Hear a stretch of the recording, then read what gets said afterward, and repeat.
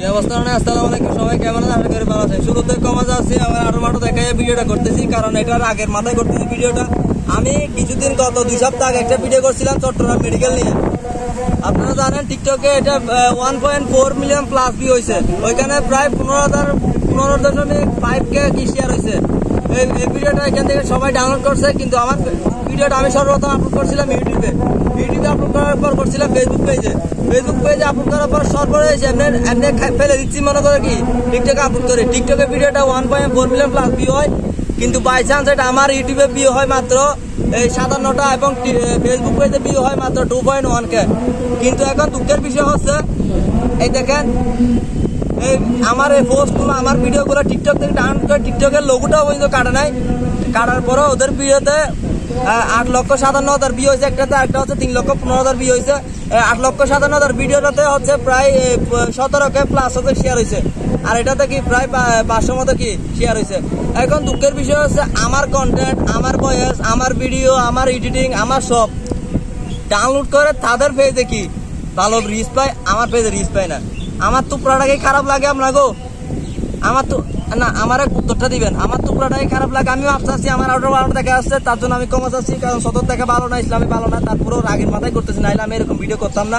যাই হোক, আসল কথায় আসি, আমার ভিডিওটা আমার আইডিতে আমার পেজে বিয়ে হয় নাই, কিন্তু ওদের পেজে কেমনে বিয়ে হয়।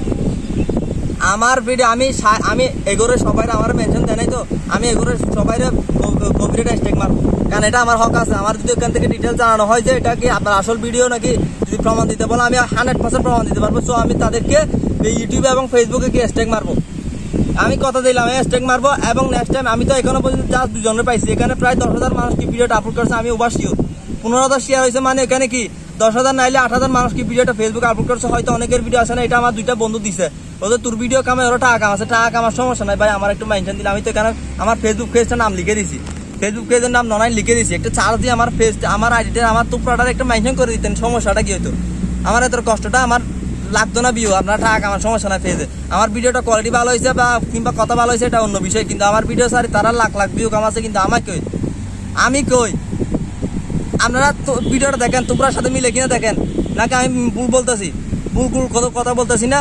হ্যাঁ, আমার ভিডিওটা ওরা আপলোড করছে, আমি এটার জন্য মানে কি একটা ডিসিশন নিব, আমি ওদেরকে কপিরাইট স্ট্রাইক মারবো ভাই। নেক্সট টাইম যদি আমি 1 সপ্তাহ ভিতরে আমার এই ভিডিওতে তারা আপনারা এডিট ক্যাপশনে গিয়ে আপনারা আমার পেজটা মেনশন করে দেন, আমি এখানে মেনশন করে দিচ্ছি আমার এই পেজটা নয় পেজটা আপনারা মেনশন করেন, তাইলে আমি এটার কোনো কি পদক্ষেপ নিব না। কিন্তু আমি যদি পরবর্তীতে যদি এরকম দেখি তাইলে আমি পদক্ষেপ নিতে বাধ্য হব। হয়তো আমি এত বড় না, কিন্তু আমি নিব, কারণ এটা আমার কন্টেন্ট, আমার হক। তো এতটুকু বলতে আসলাম। তো সবাই ননাইরে দেখবেন। ধন্যবাদ। আসসালামু আলাইকুম।